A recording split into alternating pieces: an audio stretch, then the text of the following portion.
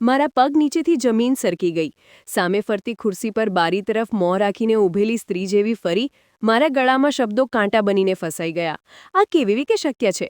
તે તો એક પગથી અપંગ હતી, તે બેસાખી એના સહારે ચાલતી હતી અને મારા દરવાજે રોજ રોટલી માંગવા આવતી હતી. પણ અહીં આ ભવ્ય ઓફિસમાં મોંઘા કપડાં પહેરીને તે પોતાના પગ પર બિલકુલ સીધી અને આત્મવિશ્વાસથી ઊભી હતી. મારી આંખો સામે અંધારું છવાઈ ગયું. કાર્તિક આશ્ચર્યથી ક્યારેક મારી સામે અને ક્યારેક તેની બોસ સામે જોઈ રહ્યો હતો. તે મારી હાલત સમજી શકતો નહોતો. તે હસી, એક એવી ઊંડી અને શાંત સ્મિત જેણે મારા અસ્તિત્વમાં ઠંડી લહેર દોડાવી દીધી. શું થયું સાક્ષીજી? મને ઓળખી નહીં? તેનો અવાજ તેજ હતો, પણ લહેજો રોબદાર હતો. મારું હૃદય જોરજોરથી ધબકી રહ્યું હતું. આ બધું શું હતું? શું કોઈ ભયાનક મજાક હતી કે પછી હકીકત? મારું નામ સાક્ષી છે. જો હું મારા જીવનના તે વળાંકને જોઉં જ્યાં હું આજે ઊભી છું, તો વિશ્વાસ નથી આવતો કે સમય કેવી રીતે પડખું બદલે છે. હું એક અત્યંત ગરીબ પરિવાર સાથે સંબંધ રાખું છું. અમે માત્ર 2 બહેનો હતી. અમારો કોઈ ભાઈ નહોતો, જે વૃદ્ધાવસ્થામાં પિતાનો સહારો બની શકે.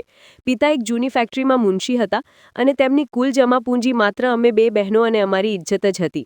ઘરનું વાતાવરણ હંમેશા સાદગીવાળું રહ્યું. મને યાદ છે કે એક રાત્રે મેં પિતાજીને માતા સાથે મોટી ચિંતાથી વાતો કરતા સાંભળ્યા હતા. મધુ, જિંદગીનો કોઈ ભરોસો નથી. મારી તબિયત હવે જવાબ આપી રહી છે. હું ઈચ્છું છું કે સાક્ષી માટે મારી ફરજ પૂરી કરી દો. પિતાના અવાજમાં થાક હતો. માતાએ ધીમેથી પૂછ્યું, પણ હજી તો કોઈ સંબંધ નજરમાં પણ નથી, ખરું ને? અને આપણી દીકરી હજી નાની જ છે. પિતાએ ઠંડો શ્વાસ લેતા કહ્યું, કાર્તિક છે. તે મારા મિત્રનો દીકરો છે. હા, તે અનાથ પણ છે. મેં જ તેને પાળ્યો છે, ભણાવ્યો છે. ભલે તેની પાસે ધન દોલત ન હોય, પણ તે શરીફ છે. તે મારી દીકરીને ક્યારેય કોઈ દુઃખ નહીં આપે. કાર્તિક મારા પિતાના જૂના મિત્રનો દીકરો હતો અને તેના પિતાના ગયા પછી મારા પિતાએ જ કાર્તિકને દીકરાની જેમ પાળ્યો હતો. કાર્તિકના માતા પિતા બાળપણમાં જ આ દુનિયા છોડી ગયા હતા. તે ખૂબ જ શરીફ અને મહેનતો માણસ હતો. પિતાનો નિર્ણય પથ્થરની લકીર હતો અને પછી મારા લગ્ન ખૂબ જ સાદગીથી કાર્તિક સાથે થઈ ગયા. લગ્નના થોડા સમય પછી જ પિતા અને પછી માતા બંને આ દુનિયાને અલવિદા કહી ગયા. બહેનના લગ્ન પણ બીજા શહેરમાં થઈ ચૂક્યા હતા. આ ભરપૂર ગામના ઘરમાં હું અને કાર્તિક બિલકુલ એકલા રહી ગયા હતા. તે સમય મારા માટે ખૂબ કઠિન હતો, પણ કાર્તિકે મારો ખૂબ સાથ આપ્યો. એક સાંજે તે મારી પાસે આવ્યા અને મારા માથે હાથ મૂકીને બોલ્યા, સાક્ષી, તું પોતાને એકલી ન સમજજે. તારા માતા પિતા મારા પણ બધું જ હતા. હવે આપણે બંને એકબીજાનો સહારો બનવાનું છે. હું તને ક્યારેય એકલી નહીં છોડું. પછી કાર્તિકને શહેરની એક સારી કંપનીમાં નોકરી મળી ગઈ. પગાર બહુ વધારે નહોતો, પણ કંપની તરફથી રહેવા માટે એક નાનો ફ્લેટ મળી રહ્યો હતો. સાક્ષી, આપણે ગામ છોડવું પડશે, કાર્તિકે સામાન બાંધતા કહ્યું. મેં હસીને કહ્યું, જ્યાં તમે છો ત્યાં હું છું. મને બસ તમારો સાથ જોઈએ. અમે શહેર માટે રવાના થઈ ગયા. તે ફ્લેટ નાનો હતો, પણ આપણું પોતાનું માળો હતું. ભગવાનનું શુક્ર હતું કે 2 સમયની રોટલી ઇજ્જતથી મળી રહી હતી. સમય પસાર થતો ગયો અને ભગવાને અમને 2 પ્યારા બાળકો આપ્યા. અમે ખુશહાલ જિંદગી પસાર કરી રહ્યા હતા. મુશ્કેલીઓ બહુ મોટી નહોતી, પણ સુકૂન બહુ હતો. કાર્તિક પોતાનો પગાર લાવીને મારા હાથ પર મૂકતા અને કહેતા, આ લે સાક્ષી, આખા મહિનાનો ખર્ચ આમાં જ ચલાવવાનો છે. મને ખબર છે તું બહુ સમજદાર છે. આટલામાં જ બધું સંભાળી લઈશ. હું હસીને કહેતી, ભગવાન જ બધું ઠીક કરે છે, તમે ચિંતા ન કરો. ક્યારે કોઈની આગળ હાથ ફેલાવાની નોબત નહોતી આવી. બધું બરાબર ચાલી રહ્યું હતું. પણ પછી મોંઘવારી અને બાળકોના વધતા ખર્ચાઓએ અમને ધીમે ધીમે ઝઘડવા પર મજબૂર કરી દીધા. બાળકો સ્કૂલે જવા લાગ્યા તો હું આખો દિવસ ઘરમાં એકલી રહેતી હતી. મને અનુભવ થવા લાગ્યો કે કાર્તિક પર બોજ વધી રહ્યો છે. એક રાત્રે જમ્યા પછી મેં કહ્યું, સાંભળો, હું વિચારી રહી હતી કે હું પણ કંઈક કરું. હું ભણેલી ગણેલી છું. કોઈ નાની પ્રાઇવેટ સ્કૂલમાં નોકરી કરી લઈશ. તમારો હાથ પણ વટાવી દઈશ. કાર્તિકે ચાનો કપ મૂક્યો ને ગંભીર થઈને બોલ્યા, ના સાક્ષી, મને આ મંજૂર નથી. હું છું ને, હજી હું જીવતો છું. તું બસ ઘર અને બાળકોનું ધ્યાન રાખ. તારા ભણેલા ગણેલા હોવાનો ફાયદો એ જ છે કે તું બાળકોનો ઉછેર સારી રીતે કરી રહી છે. મને બીજું કંઈ નથી જોઈતું. મેં તેમની વાત માની લીધી. પણ કિસ્મત અમારા માટે કંઈક બીજું જ લખી રહી હતી. મને ખબર નહોતી કે અમારા ફ્લેટની બહાર થનારી એક મામૂની મુલાકાત મારી જિંદગીને હંમેશા માટે બદલી નાખવાની હતી. બીજી સવારે રોજ મુજબ જ હું ખૂબ વ્યસ્ત હતી. મેં ઝડપથી નાસ્તો બનાવ્યો, બાળકોને તૈયાર કર્યા અને તેમને સ્કૂલ બસ સુધી મૂકીને આવી. કાર્તિક પણ નાસ્તો કરીને ઓફિસ માટે નીકળી રહ્યા હતા. દરવાજે પર જૂતા પહેરતા તેમણે ફરીને કહ્યું, સાક્ષી, આજે પાછા ફરવામાં કદાચ મને થોડી વાર લાગશે. મહિનાનો છેલ્લો અઠવાડિયો છે તો કામનું પ્રેશર બહુ વધારે હોય છે. એટલે તું પરેશાન ન થતી હો. મેં હસીને માથું હલાવ્યું. કોઈ વાત નથી, તમે આરામથી તમારું કામ પતાવીને આવજો. બાય. કાર્તિકના ગયા પછી ઘરમાં એક અજીબ શાંતિ છવાઈ ગઈ હતી. મેં કિચન સાંકેળ્યું અને પછી ખ્યાલ આવ્યો કે ઘરનું રાશન પણ ખતમ થવા આવ્યું છે. મેં પોતાને જ કહ્યું, કે હજી તો સવારનો સમય છે, બાળકો પણ સ્કૂલમાં છે અને કાર્તિક પણ ઓફિસ જઈ ચૂક્યા છે. હજી હું ફ્રી જ છું. કેમ ન જઈને ઘરની જરૂરિયાતનો બધો સામાન અને શાકભાજી લઈ આવું?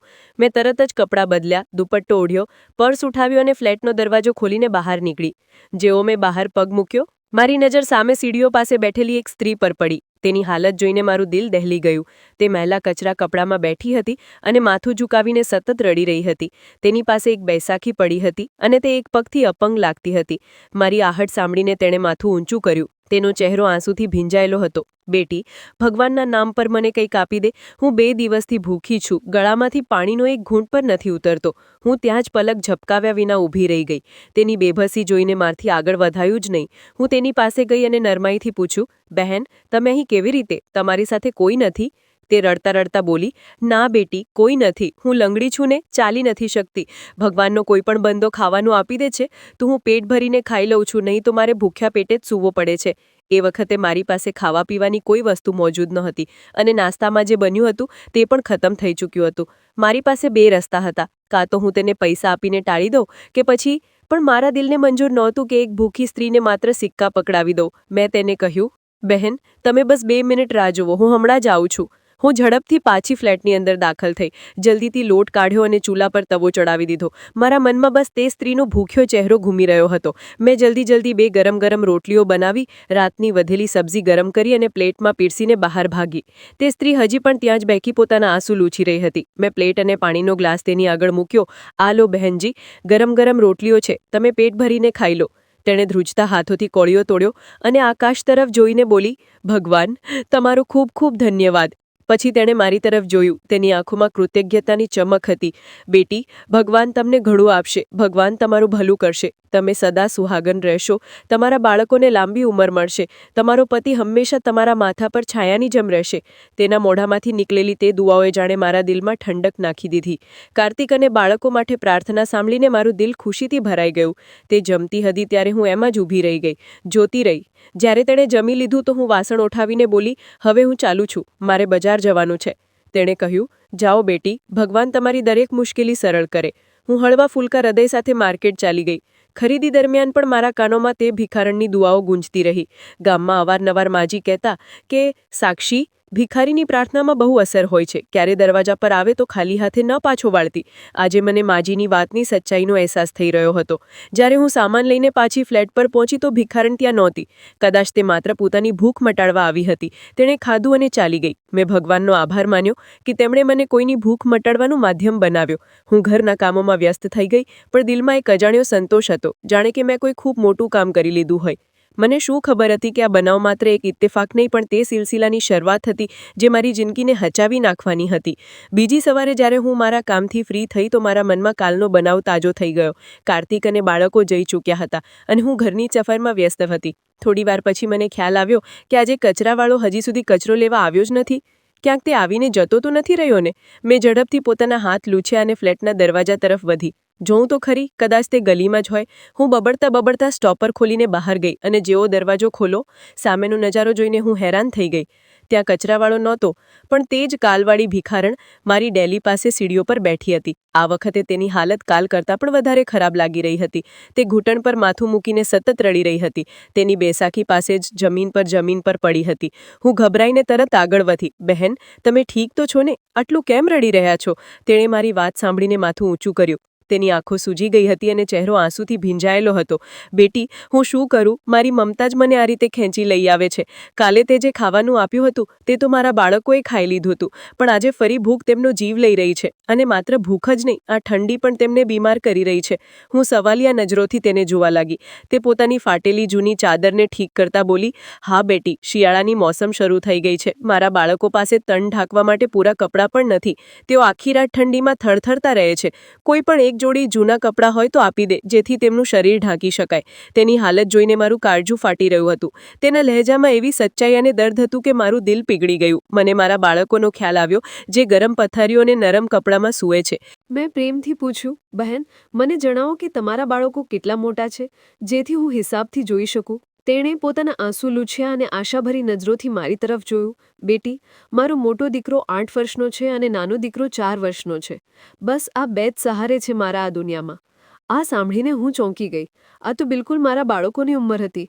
મારો મોટો દીકરો પણ 8 વર્ષનો હતો અને નાનો દીકરો પણ 4 વર્ષનો. આ માત્ર એક ઇત્તેફાક હતો કે પછી કુદરતનો કોઈ ઇશારો? હું આ સમજી ન શકી, પણ મારા દિલમાં હમદર્દીનો જજ્બો વધારે ઊંડો થઈ ગયો. તમે બસ અહીં જ રોકાજો બહેન, ક્યાંય ન જશો, મેં તેને કહ્યું અને પછી ઝડપથી અંદરની તરફ ભાગી. હું સીધા મારા બાળકોના રૂમમાં ગઈ અને અલમારી ખોલી. મેં મારા બાળકોના તે કપડાં કાઢ્યા જે હવે તેમને નાના થઈ રહ્યા હતા, પણ તેમની હાલત બિલકુલ નવી અને સાફ સુથરી હતી. મેં 2 જોડી કપડાં સાથે તેમના જૂના પણ સારા સ્વેટર અને મોજા પણ કાઢી લીધા. બહાર આટલી બધી ઠંડી પડી રહી છે, તો સ્વેટર વિના તે માસૂમ બાળકો કેવી રીતે રહેતા હશે? હું પોતાને જ વાતો કરતી જઈ રહી હતી.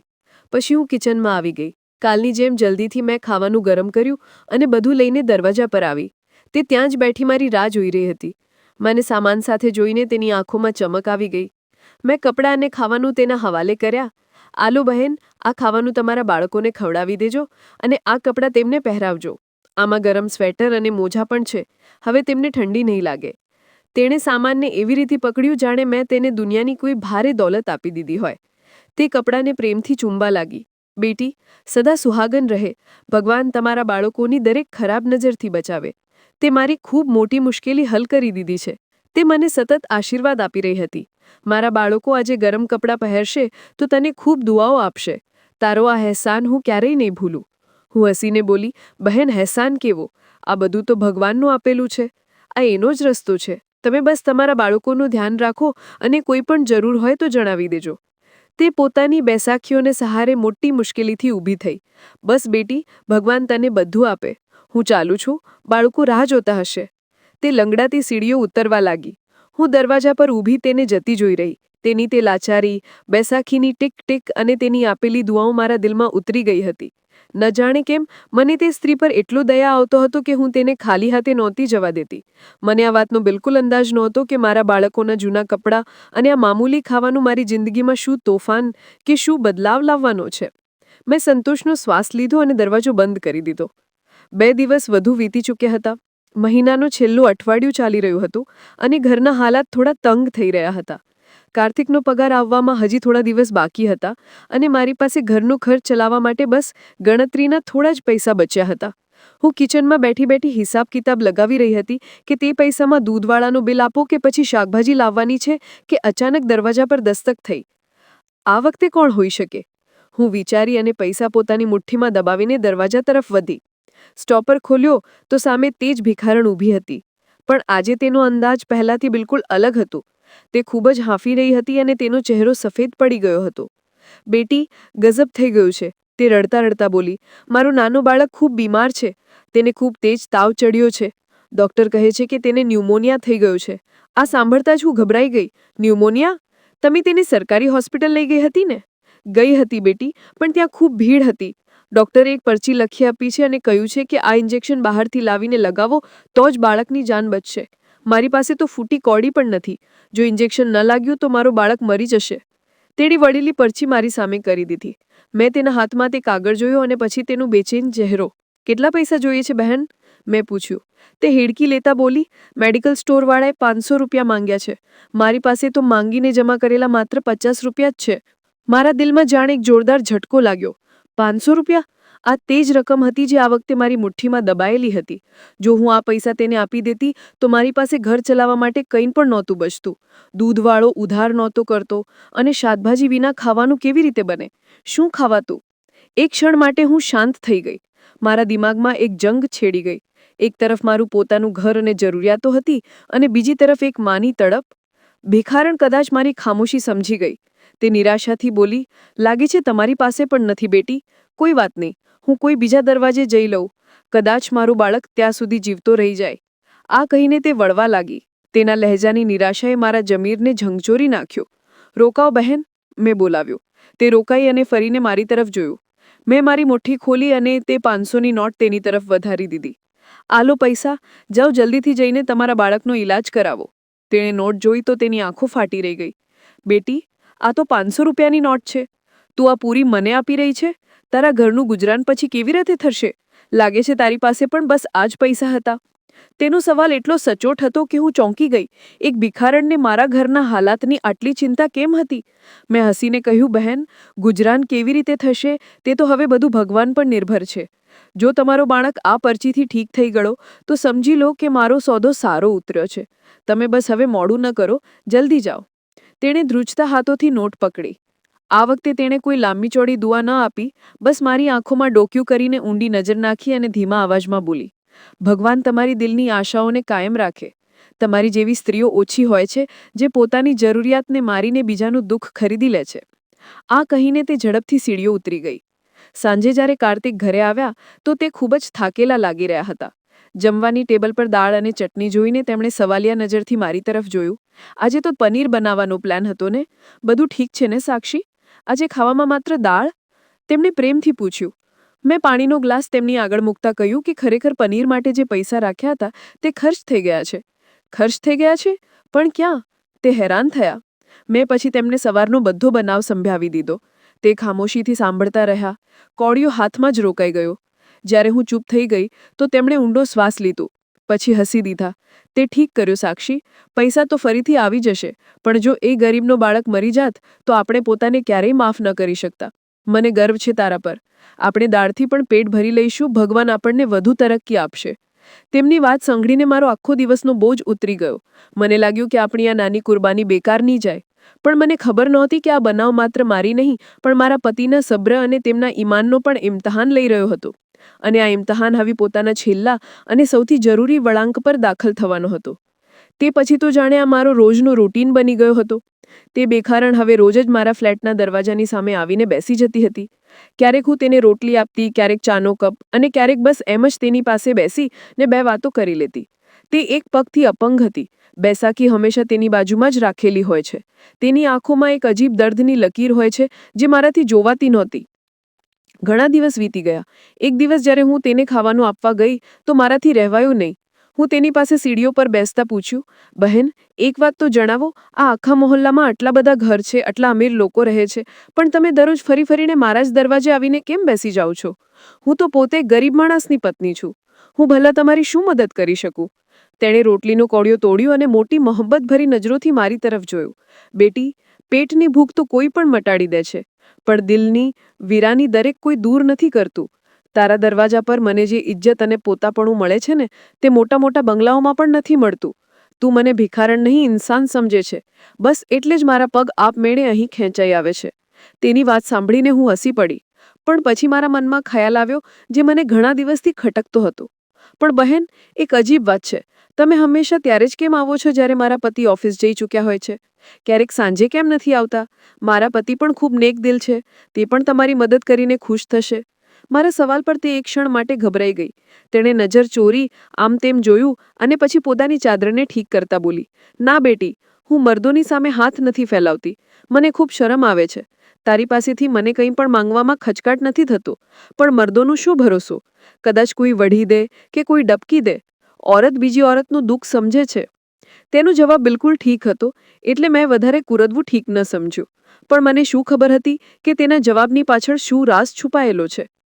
પછી એક દિવસ અચાનક મારી તબિયત બગડી ગઈ. છેલ્લા થોડા દિવસથી મને ખૂબ ચક્કર આવી રહ્યા હતા અને કમજોરી પણ મહેસૂસ થઈ રહી હતી. કદાચ ઘરના કામો અને બાળકોની દેખભાળમાં હું મારી સેહતને નજરઅંદાજ કરી રહી હતી.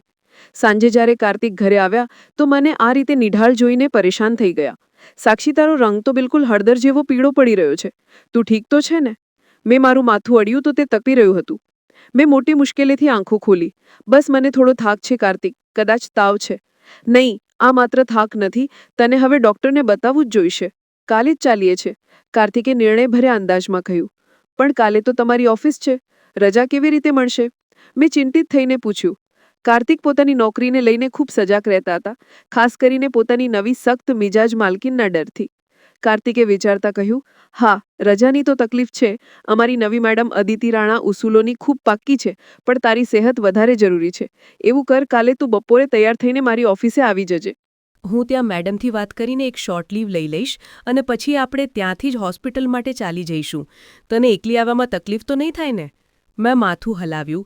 નહીં, હું ઓટો કરીને આવી જઈશ. તમે ચિંતા ન કરશો. બીજી સવારે જ્યારે કાર્તિક ચાલી ગયા તો રોજની જેમ દરવાજા પર દસ્તક થઈ. હું જાણતી હતી કે તે ભિખારણા જ હશે. હું દરવાજા પર ગઈ તો આજે મારી પોતાની હાલત પણ ખરાબ હતી, એટલે હું વધારે વાર સુધી ઊભી નહોતી રહી શકતી. મેં તને જલ્દીથી ખાવાનું આપ્યું અને બોલી, બેન, કાલે તમે ના આવતા. તે ચોંકીને બોલી, કેમ બેટી, બધું ઠીક તો છે ને? મેં દિવાલનો સહારો લેતા કહ્યું, નહીં, મારી તબિયત ઠીક નથી. કાલે મને હોસ્પિટલ જવાનું છે, હું ઘરે નહીં હોઉં. હોસ્પિટલની વાત સાંભળીને તે એકદમથી ચોંકીને બોલી, તો તમે કોની સાથે જઈ રહ્યા છો? તમારા પતિ તો ઓફિસમાં હોય છે. મેં પછી તેને જણાવી દીધું કે હા, હું ત્યાં તેમની ઓફિસ જઈશ. તેમણે કહ્યું છે કે તે પોતાની માલકીન પાસેથી રજા લઈને મને હોસ્પિટલ લઈ જશે. તમે પ્રાર્થના કરજો કે તેમની માલકીન રજા આપી દે. સાંભળ્યું છે કે તે બહુ જ સ્ટ્રિક્ટ છે. ભિખારણે મારી વાત સાંભળીને એક ઊંડો શ્વાસ લીધો અને પછી અજીબ લહેજામાં બોલી, ચિંતા ન કરો બેટી, ભગવાન બધું ઠીક કરશે. તે માલકીન પણ તો ઇન્સાન જ હશે, રજા આપી જ દેશે. તમે આરામ કરો. આ કહીને તે ચાલી ગઈ. મને તે વખતે તેના અંદાજમાં છુપાયેલા યકીનનો કોઈ પણ અંદાજ ન થયો. મેં દરવાજો બંધ કર્યો અને હોસ્પિટલ જવાની તૈયારી કરવા લાગી. આ વાતથી બિલકુલ બેખબર કે કાલનો દિવસ મારી જિંદગીનો સૌથી યાદગાર અને હેરાન કરી દેનારો દિવસ બનવાનો હતો. બીજી બપોરે હું તૈયાર થઈને કાર્તિકની ઓફિસ માટે નીકળી પડી. રસ્તાભર ટ્રાફિકનો શોર મારા દિમાગમાં જાતજાતના ખ્યાલોનું તોફાન ઊભું કરી રહ્યો હતો. એક તરફ મારી બગડેલી તબિયત હતી અને બીજી તરફ કાર્તિકની નોકરીનો ડર. તે અવારનવાર ઘરમાં ઉલ્લેખ કરતા હતા કે તેમની નવી માલકીન અદિતિ રાણા કામના મામલે ખૂબ જ સખ્ત મિજાજ છે અને કામને લઈને જરાક પણ લાપરવાહી બરદાશત નથી કરતી. જ્યારે હું કાર્તિકની ઓફિસની બિલ્ડિંગની સામે પહોંચી તો એક ક્ષણ માટે રોકાઈ ગઈ. તે શીશાની બનેલી કાળી શાનવાળી બિલ્ડિંગ હતી. મેં મારા સાધારણ કપડાં અને ચપ્પલોને જોયા અને પછી સામે ઊભેલા ગાર્ડની ડ્રેસ પહેરેલા માણસને. તેને જોઈને એક અજીબ ઓછું હોવાનો અહેસાસ મારા અંદર જાગ્યો, પણ પછી મેં હિંમત કરી અને રિસેપ્શન તરફ વધી ગઈ. જી મેડમ, તમારે કોને મળવું છે? રિસેપ્શન પર બેઠેલી છોકરીએ પૂછ્યું. હું કાર્તિકજીને મળવા આવી છું. તે અકાઉન્ટ ડિપાર્ટમેન્ટ સંભાળે છે. હું તેમની પત્ની છું, મેં ધીમા અવાજમાં કહ્યું. તેણે એક ફોન ફેરવ્યો અને પછી બોલી, તમે ત્યાં સામે સોફા પર બેસી જાઓ, તે હમણાં જ આવી રહ્યા છે. હું ત્યાં બેસી તો ગઈ, પણ એર કન્ડિશન હોર્નની ઠંડક હોવા છતાં મારા માથા પર પરસેવો આવી રહ્યો હતો. થોડી મિનિટો પછી કાર્તિક ઝડપથી ચાલતા મારી તરફ આવ્યા. તેમના ચહેરા પર હવાઈઓ ઉડી રહી હતી. સાક્ષી, તું આવી ગઈ? તારી તબિયત હવે કેવી છે? તે મારી પાસે બેસીને ધીમેથી બોલ્યા. તબિયત તો તેવી જ છે, બસ ચક્કર આવી રહ્યા છે. તમે રજાની વાત કરી લીધી છે? મેં આશાભરી નજરથી તેમની તરફ જોયું. કાર્તિકે લાચારીથી માથું હલાવ્યું. હજી તો મોકો જ નથી મળ્યો. આજે મેડમ સવારથી ખૂબ ગુસ્સામાં છે. કોઈ જૂના પ્રોજેક્ટની ફાઇલ ખોવાઈ ગઈ હતી, તેના પર જ બધાનો ક્લાસ લઈ રહી છે. હમણાં જ કેબિનમાં ગઈ છે. ડર લાગે છે કે ક્યાંક રજા સાંભળીને વધારે ભડકી ન જાય. તો હવે શું કરીશું? આપણે પાછા ચાલ્યા જઈએ? આ સાંભળતા જ હું ગભરાઈ ગઈ. અરે નહીં નહીં, કાર્તિકે મારો હાથ થપથપાવ્યો. તું આટલે દૂરથી આવી છે ને હાલાત પણ ખરાબ છે. હું હમણાં અંદર જઈને વાત કરું છું. વધારેમાં વધારે વઢી દેશે, પણ તારી સેહત જરૂરી છે. ભગવાન બાકી બધું જોઈ લેશે. અમે વાત કરી જ રહ્યા હતા કે ત્યારે એક પટાવાળો અમારી પાસે આવીને બોલ્યો, કાર્તિક સાહેબ, મેડમ તમને બોલાવી રહ્યા છે. આ સાંભળતા જ કાર્તિકનો રંગ સફેદ પડી ગયો. લો, મારું બોલાવડો આવી ગયું. કદાચ તેમને ખબર પડી ગઈ છે કે હું સીટ પર નથી. તેમણે ગભરાઈને મારી તરફ જોયું. તમે જો હું અહીંયા તમારી રાહ જોઉં છું. ત્યારે પટાવાળો બોલ્યો, નહીં, મેડમે કહ્યું છે કે તમારી સાથે જે સ્ત્રી આવી છે તેને પણ અંદર લઈને આવો. મને? મેં હેરાનગીથી ઊભી થઈ ગઈ. પણ મારું ત્યાં શું કામ? આ સાંભળીને કાર્તિક પણ પરેશાન થઈ ગયા. અરે ભાઈ, તમે મેડમને જણાવ્યું નહીં કે મારી પત્ની બીમાર છે? કાર્તિકે પટાવાળાને કહ્યું. તે બોલ્યો, સર, મેં જણાવ્યું હતું, ત્યારે જ તો તેમણે બોલાવ્યા છે. તમે લોકો જલ્દી ચાલો, તે રાહ જોઈ રહ્યા છે. કાર્તિકે ઊંડો શ્વાસ લીધો અને મને ઇશારો કર્યો. ચાલ સાક્ષી, બોલાવ્યા છે તો જવું પડશે. ત્યાં બસ ચૂપ રહેજે, કોઈ વાત ન કરતી. તે ખૂબ રોબદાર મહિલા છે. અમે બંને પટાવાળાની પાછળ પાછળ ચાલી પડ્યા. મોટા હોલમાંથી પસાર થતાં મને બધાની નજરો પોતાના ઉપર મહેસૂસ થઈ રહી હતી. બધા લોકો માથું ઝુકાઈને કામમાં લાગ્યા હતા, જાણે કોઈ ખૂબ મોટી આફત તેમના માથા પર મંડરાઈ રહી હોય. આ માહોલ જોઈને મારું દિલ વધારે ઝડપથી ધડકવા લાગ્યું. કાર્તિક ઠીક કહેતા હતા કે માલકીન ખૂબ સખ્ત છે. પટાવાળો અમને એક મોટા શીશાના દરવાજા સુધી લાવ્યો, દસ્તક દીધી અને પછી દરવાજો ખોલીને અંદર જવાનો ઇશારો કર્યો. અંદરથી એક રોબદાર અવાજ આવ્યો. અમે ડરતા ડરતા કેબિનમાં દાખલ થયા. તે ખૂબ મોટો અને સુંદર ઓફિસ હતો. દિવાલો પર મોંઘી પેઇન્ટિંગ્સ લાગી હતી અને સામે એક મોટી ટેબલની પાછળ ઊંચી ફરતી ખુરશી હતી, જેની પીઠ અમારી તરફ હતી. કાર્તિકે આગળ વધીને ધીમા અવાજમાં ગુડ આફ્ટરનૂન મેડમ કહ્યું. ખુરશી ધીમેથી ફરી સામે ખૂબ આકર્ષક સ્ત્રી બેઠી હતી, જેના ચહેરા પર સખ્તી અને આંખમાં અજીબ ચમક હતી. મોંઘા કપડામાં તેમની પર્સનાલિટી ખૂબ જ રોબદાર લાગી રહી હતી. તેમણે કાર્તિકના અભિવાદનનો જવાબ આપવાને બદલે સીધા મારી તરફ જોયું. તેમની નજરો મારા ચહેરા પર જામી ગઈ. કાર્તિક જલ્દીથી બોલ્યા, મેડમ, આ મારી પત્ની છે. ખરેખર તેમની તબિયત ખરાબ હતી, તો હું તેમને હોસ્પિટલ લઈ જવા માટે હું જાણું છું. માલકીને કાર્તિકની વાત વચ્ચે જ કાપી દીધી. તેમના અવાજમાં અજીબ ખનક હતી. તમે બંને બેસો. તેમનો લહેજો કઠોર નહોતો, પણ તેમાં એક અજીબ નરમાઈ હતી જેને મને ચોંકાવી દીધી. મેં ધ્યાનથી તેમના ચહેરાને જોયું. નયન નકશા, આંખો, કંઈક તો હતું જે જાણીતું લાગી રહ્યું હતું, પણ આ શાન, શૌકત અને મેકઅપની પાછળ હું કંઈ પણ ઓળખી નહોતી શકતી. તે મને ઓળખી નહીં, સાક્ષી? અચાનક તે હસીને બોલી. હું હડબડાઈ ગઈ. મેડમ નહીં, હું તો તમને પહેલીવાર મળી રહી છું. કાર્તિક ક્યારેક મને તો ક્યારેક પોતાની માલકીનને જોઈને હેરાન હતા. માલકીન ખુરશી પર ટેકો લગાવીને મને જોવા લાગી. ધ્યાનથી જો, કદાચ યાદ આવી જાય. કોઈ એવું જેને તું દરરોજ તારા દરવાજા પર જોએ છે. આ સાંભળતા જ મારા દિમાગમાં જાણે ધમાકો થયો. દરવાજા પર ઊભેલી તે બેસાખીવાળી, બેલી કચરા ચાદર ઓઢેલી લાચાર ભિખારણ. પણ આ કેવી રીતે શક્ય હતું? આ સામે બેઠેલી સ્ત્રી તો શહેરની સૌથી અમીર બિઝનેસ વુમન્સમાંથી એક હતી. અને તે ભિખારણ. મારા ગળામાં શબ્દો અટકી ગયા. તમે. હું પથરાયેલી આંખોથી તેમને જોતી રહી ગઈ. મનમાં એક પછી એક સવાલ ઉમટી રહ્યા હતા. ચહેરો, અવાજ, આંખો, બધું તે જ. છતાં દિમાગ વિશ્વાસ કરવા તૈયાર નહોતું. ક્યાં તે તૂટેલી ચપ્પલ અને મેલી કચરા ચાદરવાળી લાચાર સ્ત્રી, અને ક્યાં કરોડોના બિઝનેસની માલકીન? કિંમતી કપડાં પહેરેલી, આત્મવિશ્વાસથી ભરેલી મહિલા? મારા હોઠ ધ્રુજવા લાગ્યા હતા. તમારી આંખો, તમારો અવાજ, આ બિલકુલ તે બેન જેવો છે. પણ આ કેવી રીતે હોઈ શકે? તે તો બિચારી લાચાર હતી. મારી વાત સાંભળીને કાર્તિક બુરી રીતે બોખલાઈ ગયા. તેમને લાગ્યું કદાચ બીમારીને કારણે મારા દિમાગનું સંતુલન બગડી રહ્યું છે, અથવા હું તેમની મેડમની બેઇજ્જતી કરી રહી છું. કાર્તિકે તરત મારો હાથ પકડીને ઝંઝોડ્યો અને દબાયેલા પણ સખત અવાજમાં બોલ્યા, સાક્ષી, હોશમાં આવ. આ કેવી બેકી વાતો કરી રહી છે? આ મેડમ અદિતિ રાણા છે, અમારી બોસ. તું કોઈ ભિખારણ સાથે તેમની તુલના કરી રહી છે? ભગવાન માટે ચૂપ થઈ જા, નહીં તો મારી નોકરી જતી રહેશે. અને પછી તે તરત પોતાની મેડમ તરફ ફર્યા.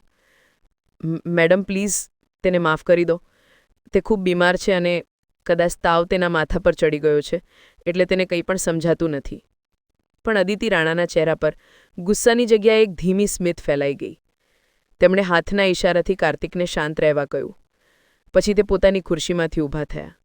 હું અને કાર્તિક શ્વાસ રોકીને તેમને જોઈ રહ્યા હતા. તે ટેબલની પાછળથી નીકળીને અમારી સામે આવ્યા. તેમના ચાલવામાં કોઈ પણ લંગડાહટ નહોતી. તે બિલકુલ સીધી અને આત્મવિશ્વાસથી ભરેલી ચાલ સાથે ચાલી રહ્યા હતા. તે મારા બિલકુલ પાસે આવીને રોકાયા, અને અચાનક તેમનો લહેજો બદલાઈ ગયો. તેજ તૂટેલો, દર્દભર્યો, ગભરાયેલો લહેજો જે હું દરરોજ સાંભળતી હતી. બેટી, પેટની ભૂખ તો કોઈ પણ મટાડી દે છે, પણ દિલની ભૂખ દરેક કોઈ દૂર નથી કરતું. તારા દરવાજા પર મને જે ઇજ્જત અને પોતાપણું મળે છે, તે તો મોટા મોટા બંગલાઓમાં પણ નથી મળતું. આ શબ્દો સાંભળતા જ મારા પગ નીચેથી જમીન ખસી ગઈ. આ તે જ વાક્યો હતા જેમણે કાલે જ મારા ઘરની સીડીઓ પર બેસીને મને કહ્યા હતા. રૂમમાં ગહન સન્નાટો છવાઈ ગયો. કાર્તિકનું મોં હેરાનગીથી ખુલ્લું જ રહી ગયું. તે ક્યારેક મને જોઈ રહ્યા હતા, ક્યારેક પોતાની માલકીનને. મેં અવિશ્વાસમાં કહ્યું, તો તે પછી તમે જ હતી? પણ આખરે કેમ? તમે તો આટલા અમીર છો, તમને શું જરૂરત હતી આ રૂપમાં આવવાની? અને તે લંગડાપણું? અદિતિ રાણા હસી અને પાછી પોતાના અસલી વ્યક્તિત્વમાં આવીને બોલી, હા સાક્ષી, તે હું જ હતી. હેરાન થઈ રહી છે કે હું કોઈ ભિખારણ નથી? મારો પતિ પણ ત્યારે હેરાન રહી ગયો હતો જ્યારે મેં આ નિર્ણય લીધો હતો. કાર્તિકે હકલાતા પૂછ્યું, મેડમ, તમે અમારા ઘરે ભિખારણના રૂપમાં? પણ આ બધું શું છે? શું અમારાથી કોઈ ભૂલ થઈ ગઈ છે કે આ કોઈ તપાસ હતી? કાર્તિકના માથા પર પરસેવાની બૂંદો સાફ દેખાઈ રહી હતી. તે સમજી નહોતા શકતા કે કંપનીની માલકીનને આ રીતે વેશ બદલીને તેમના ગરીબ ઘરમાં ચક્કર લગાવવાની શું જરૂરત પડી ગઈ હતી. અદિતિ રાણાએ પોતાની ખુરશી પર બેસતા સંજીદગીથી કહ્યું, કાર્તિક સાહેબ, ગભરાવ નહીં. આ કોઈ પોલીસની તપાસ નહોતી અને ના જ તમે કોઈ ગુનો કર્યો છે. આ તો એક હકીકતની શોધ હતી. મેં હિંમત કરીને પૂછ્યું, કેવી હકીકત મેડમ? અને માત્ર અમારું જ ઘર કેમ પસંદ કર્યું તમે? તમે જૂઠ કેમ બોલ્યા કે તમે લંગડી છો, લાચાર છો? હું તો તમારી મદદ કરીને પોતાને ખૂબ નસીબદાર સમજતી હતી, પણ હવે લાગે છે જાણે મારી ભાવનાઓ સાથે રમત રમાઈ હોય.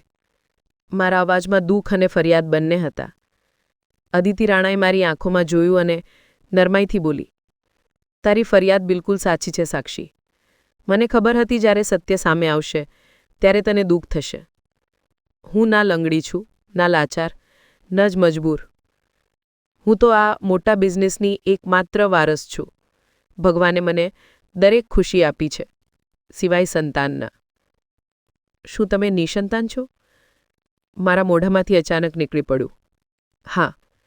તેમણે ધીમા અવાજમાં કહ્યું, મારી કોઈ સંતાન નથી. અને મારા પિતાએ મરતી વખતે મને એક અજીબ વસિયત સોંપી. એક એવું કામ જેના કારણે મારે આ બધો ડ્રામા કરવો પડ્યો. અને આ વસિયતના કેન્દ્રમાં તારો પતિ અને તું બંને હતા. કાર્તિક બેચેનીથી હલ્યા. પણ મેડમ, હું તો એક મામૂલી એકાઉન્ટન્ટ છું. તમારા પિતા તો મને જાણતા પણ નહોતા. હા, તે તને નહોતા જાણતા, પણ ઇન્સાનની ફિતરતને ખૂબ સારી રીતે ઓળખતા હતા. અદિતિ રાણા આગળ ઝૂકીને બોલી, ઘણા દિવસથી હું તારા પતિના પ્રમોશન વિશે વિચારી રહી હતી. કાર્તિક પોતાના કામમાં શ્રેષ્ઠ છે. તેની ફાઇલો પણ શ્રેષ્ઠ છે. ક્યારેય 1 રૂપિયાની પણ હેરાફેરી નથી થઈ. ઓફિસની મુશ્કેલીઓમાં પણ તે 100% કામયાબ રહ્યો છે. પણ મને ડર હતો કે ક્યાંક તે પણ જૂના મેનેજર જેવો ન થઈ જાય. મને આ જોવું હતું કે જ્યારે કોઈ તેના ઘરના દરવાજે દસ્તક આપે છે તો તેનો શું વ્યવહાર હોય છે.